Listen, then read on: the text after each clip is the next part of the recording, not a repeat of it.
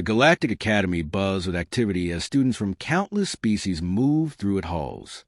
ZYX, a young scholar from the Zora species, navigated the crowd with a sense of restless curiosity.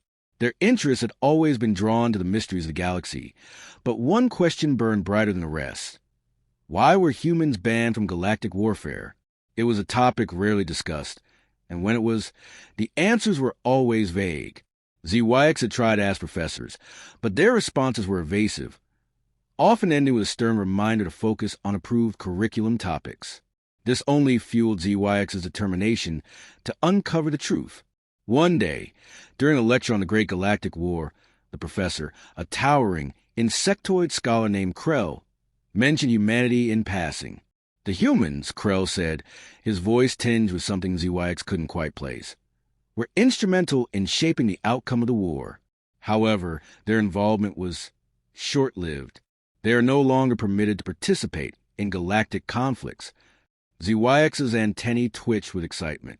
This was the closest anyone had come to acknowledging the mystery. Raising a hand, ZYX asked, "Why were they banned, Professor? What did they do?" Krell hesitated, his multifaceted eyes narrowing. "That information is classified," he replied curtly. "Now, let us return to the topic at hand." The dismissal only deepened ZYX's resolve. After the lecture, they approached their friend, Vree, a tech-savvy Korax with a knack for bypassing security systems. "I need your help," ZYX said, their voice low. "I want to access the restricted archives. There's something about humans that they're not telling us." Vree's feathery crest flared in alarm. "Do you know how much trouble we'll be in if we get caught?" ZYX nodded. "I do, but don't you want to know the truth?" Vree hesitated, then sighed. "Fine, but if we get expelled, it's on you." That night, the duo infiltrated the Academy's data vaults. Vree's nimble fingers danced across the console, bypassing layers of encryption until they gained access to the restricted files. ZYX's heart raced as they began sifting through the data. Most of it was mundane, old reports, logistical records. But then they found it, a document titled Incident Report, Sol 9. The file was heavily redacted, but one line stood out. Asterisk Subject H. 01 demonstrated unprecedented combat effectiveness, resulting in the neutralization of hostile forces. However, collateral damage was extensive. Asterisk ZYX's mind raced. Who was Subject H01? And what had they done to earn such a cryptic description?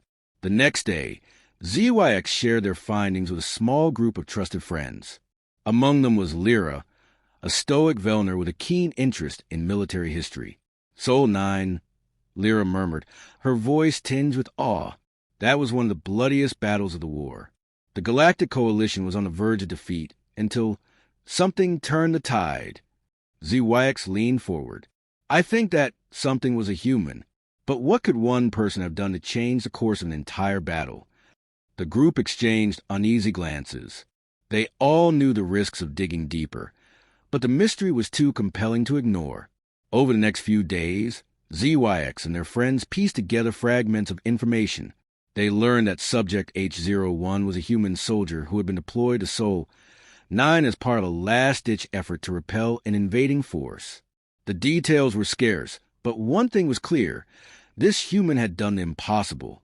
"There's more," Vree said one evening, his voice trembling with excitement. "I found a video file. It's labeled asterisk H01 Aftermath. Asterisk, do you want to see it?" The group hesitated, then nodded. The video was grainy and distorted, but the scene it depicted was unmistakable. A lone figure, human, judging by their bipedal form, stood amidst the wreckage of a battlefield. The ground was littered with the remains of enemy ships and soldiers, and the human was surrounded by a swirling cloud of debris. As the camera zoomed in, the human turned to face it, their eyes glowing in otherworldly intensity. The video ended abruptly, leaving the group in stunned silence.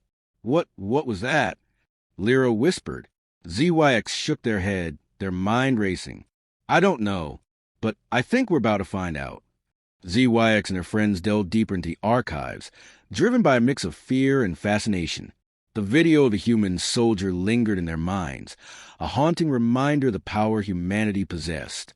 They uncovered more records, each one shedding light on the events of Sol 9. The battle had been a desperate one. The Galactic Coalition, outnumbered and outgunned, had been on the brink of annihilation. The enemy fleet, a ruthless conglomerate of mercenary species, had pushed deep into Coalition territory, leaving destruction in their wake. Sol 9 was a strategic stronghold, and its fall would spell disaster for the Coalition. That was when the humans were called in. The records revealed that humanity had only recently joined the Galactic Coalition. Their technology was primitive compared to the other member species, but they had something no one else did, an unyielding will to survive. The Coalition's leaders had been skeptical, but with no other options, they agreed to deploy a small contingent of human soldiers to Sol 9. Among them was Subject H-01, whose real name was redacted from the files. The humans arrived with little fanfare, their ships barely holding together. The enemy fleet, confident in their superiority, dismissed them as a non-threat. That was their first mistake. The battle began with a brutal assault on the Coalition's defenses. The enemy fleet unleashed a barrage of plasma fire, reducing entire squadrons to ash. The Coalition forces fought valiantly, but they were no match for the enemy's numbers and firepower. Just as all hope seemed lost, the humans entered the fray. Their ships, though outdated, moved with precision and coordination that stunned both allies and enemies alike. The humans targeted the enemy's command ships, crippling their ability to coordinate attacks. But it was Subject H-01 who turned the tide. The records described H-01 as a tactical anomaly. While other soldiers relied on advanced technology and weaponry, H-01 used ingenuity and sheer determination. They infiltrated an enemy flagship, disabling its shields and engines from within. The ship, now adrift, became a liability for the enemy fleet. H-01 then used the ship's communication systems to broadcast a message to the entire battlefield. The message, though heavily redacted, contained a single, unredacted phrase: Asterisk, you will not take this from us. Asterisk, the effect was immediate. The enemy fleet, thrown into disarray, began to retreat. The Coalition forces, emboldened by the humans' actions, launched a counterattack, driving the enemy back and securing victory. But the victory came at a cost. The records detail the extensive collateral damage caused by H-01's actions. Entire sections of battlefield were rendered uninhabitable, and countless lives were lost. The Galactic Council, while grateful for the humans' intervention, was horrified by the destruction. They convened an emergency session to discuss humanity's role in future conflicts. The debate was heated. Some argued that humanity's unique abilities made them invaluable allies. Others feared that their unpredictability and capacity for destruction posed too great a risk. In the end, the Council reached a decision. Humanity would be banned from participating in galactic warfare. ZYX and their friends were stunned by what they had uncovered.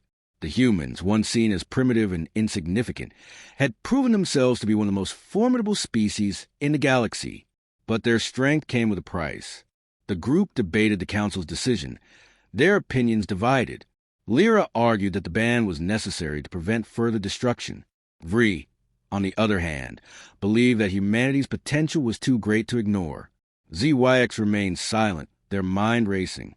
They couldn't shake the image of H-01 standing amidst the wreckage, their eyes glowing with intensity that defied explanation. As the group continued their research, they stumbled upon a classified report from the Council's archives. The report, titled Humanity's Psychological Profile, contained a detailed analysis of human behavior under extreme stress. It described humans as highly adaptable, resilient, and capable of extraordinary feats when pushed to their limits. But it also warned of their volatile nature and propensity for self-sacrifice. The report concluded with a chilling statement.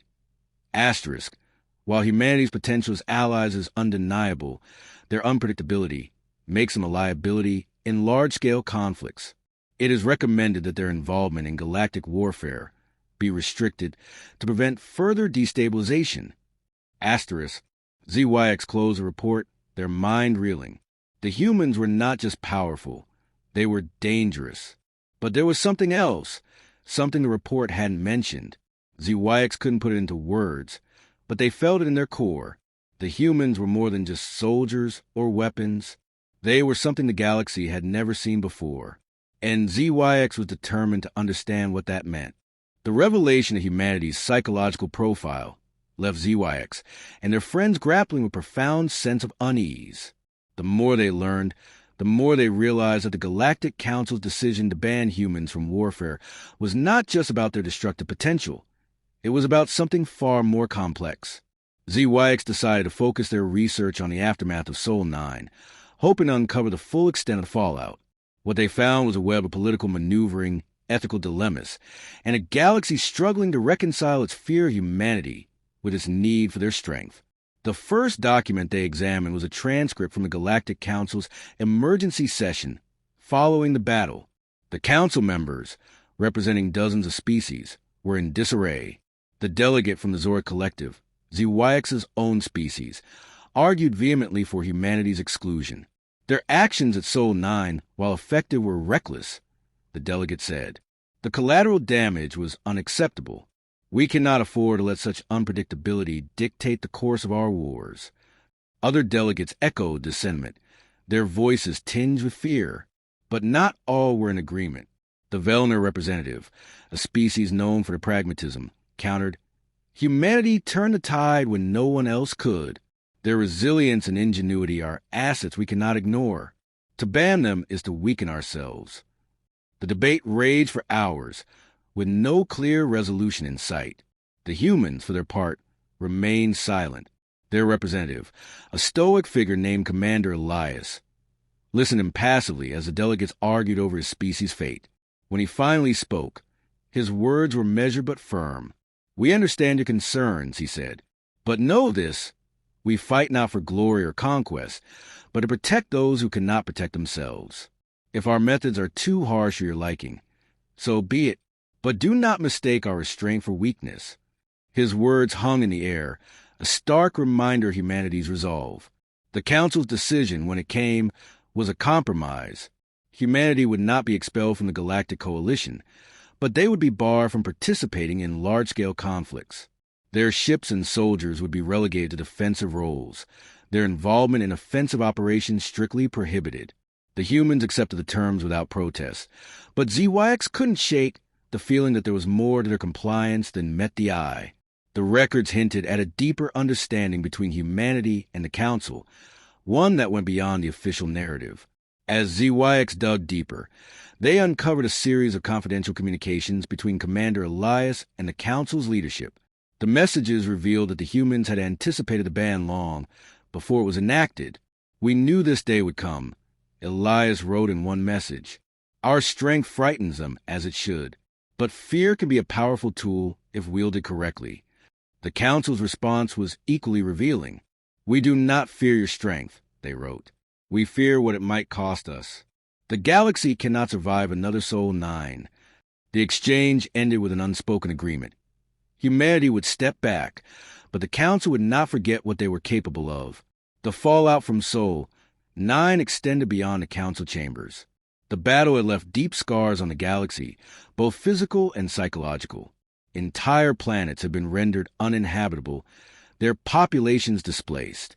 The enemy fleet, though defeated, had sown seeds of distrust among the Coalition's members. Some species began to question the wisdom of allying with humanity, while others saw them as saviors. The humans, for their part, remained aloof, their actions speaking louder than words. They focused on rebuilding what had been lost, their efforts marked by a quiet determination that earned them both admiration and suspicion. ZYX and their friends were particularly struck by the accounts of human aid workers who had traveled to the war-torn regions. Unlike other species, who relied on advanced technology to rebuild, the humans worked with their hands, often putting themselves in harm's way to help others. One report described a human medic who had ventured into a radioactive zone to rescue a group of stranded civilians. When asked why he risked his life, the medic simply replied, "Because it was the right thing to do." Stories like these painted a different picture of humanity, one that contrasted sharply with the image of the fearsome warriors who had turned the tide at Sol 9. But not everyone was willing to forgive or forget. ZYX found several documents detailing protests and riots on planets that had suffered the most collateral damage. "The humans are monsters," one protester was quoted as saying. "They saved us, but at what cost?" The sentiment was echoed by others, their anger directed not just at humanity, but at the Galactic Council for allowing them to fight in the first place. The Council, caught between gratitude and guilt, struggled to maintain order. Their decision to ban humanity from warfare was as much about appeasing their own people as it was about preventing future destruction. As ZYX pieced together the events that followed Sol 9, they began to understand the true complexity of the situation. The humans were not just soldiers or saviors.